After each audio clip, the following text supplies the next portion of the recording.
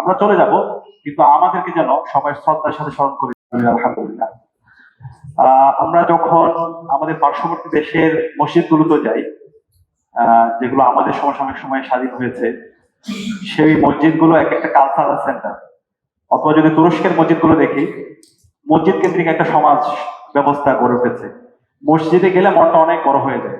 কিন্তু আমাদের এই বাংলাদেশের ইসলাম, এখানে মাটির ভেতরে ইসলাম আছে, কিন্তু আমার এখানকার মসজিদগুলো দেখলে মনটা ছোট হয়ে যায়। তো এর মধ্যে সবচেয়ে অবহেলিত অবস্থা ছিল আমাদের ঢাকা বিশ্ববিদ্যালয়ের কেন্দ্রীয় মসজিদ।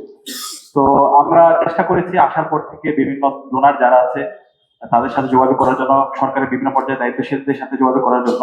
তা আজকে আমি বিশেষভাবে ধন্যবাদ জানাচ্ছি আমাদের সম্মানিত উপদেষ্টা ডক্টর ফজল কবির স্যারের প্রতি। স্যার যেভাবে আমাদেরকে পরামর্শ দিয়েছেন এবং যেভাবে আমাদেরকে সহযোগিতা করেছেন, সে কারণে আল্লাহ কাছে দোয়া করছি, আল্লাহ সুবহানাহু ওয়া তাআলা এই কাজগুলোকে কবুল করে দিন। এখানে আমাদেরকে যিনি ডোনার, তিনি তার নাম প্রকাশ করতে চাননি, ওনার জন্য আল্লাহ কাছে দোয়া করছি, আল্লাহ পাক সুবহানাহু ওয়া তাআলা ওনার এই দানগুলোকে কবুল করে দিক। আল্লাহুম্মা আমিন। পৃথিবীর সবচেয়ে উত্তম কাজ হচ্ছে মসজিদ নির্মাণ করা। তো আল্লাহ তাআলা এই সুযোগটা দিয়েছেন আমাদের, যাদের সুযোগ আছে, যার যে সামর্থ্য আছে, আমরা এখানে কেউ থাকবো না, সবসময় যেন কল্যাণের কাজ করে যেতে পারি, সবসময় যেন সদকায়ে জারিয়ার কাজ করে যেতে পারি। আমরা চলে যাব, কিন্তু আমাদেরকে যেন সবাই শ্রদ্ধার সাথে স্মরণ করি, যেভাবে আমরা শহীদ ওসমান হাদিকে শ্রদ্ধার সাথে স্মরণ করছি। সবাই প্রত্যেকের মোনাজাতে দোয়ায় আমরা আমাদের ওসমান হাদিকে রাখছি। একই সাথে আমরা দোয়া করছি এবং ধন্যবাদ জানাচ্ছি আমাদের বিশ্ববিদ্যালয়ের সম্মানিত উপাচার্য প্রফেসর ডক্টর নিয়াজ আহমদ খান স্যারের প্রতি।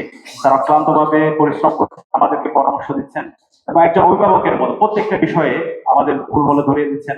আল্লাহ পাক তাআলার কাছে স্যারের জন্য দোয়া করছি। তো সব মিলিয়ে ডাকসুর পক্ষ থেকে আমরা শিক্ষার্থীদের কাছে যে কমিটমেন্ট গুলো দিয়েছি, ইনশাআল্লাহ আমরা প্রত্যেকটা কমিটমেন্ট বাস্তবায়ন করবো এবং তার চাইতে বহুগুণ বেশি কাজ আমরা ইনশাআল্লাহ করবো। ইতিমধ্যে আমরা ডাকসুর পক্ষ থেকে যতগুলো কাজ করেছি সেগুলো আমরা আগামী পরশুই প্রেস কনফারেন্স করার মাধ্যমে আমরা শিক্ষার্থীদের কাছে একটা জবাবদিহিতার মাধ্যমে আমরা সবগুলো হাজির করবো ইনশাআল্লাহ। তো আজকে এই আয়োজনে উপস্থিত হয়েছেন সম্মানিত ধর্ম উপদেষ্টা। আমরা অনুরোধ করবো এই ঢাকা বিশ্ববিদ্যালয় সহ বাংলাদেশের প্রত্যেকটা বিশ্ববিদ্যালয়ে এখানকার যেই বক্তব্য প্রকল্প শুরু হচ্ছে, এই ধরনের লাইব্রেরি কেন্দ্রিক আরো কিছু প্রকল্প শুরু করা এবং এগুলো যেন সাস্টেনেবল পজিশনে থাকে। যে আসুক যেন কেউ ধর্ম চর্চার ক্ষেত্রে কোনো ইসলাম কবিরা ভবিষ্যতে কেউ তৈরি করতে না পারে।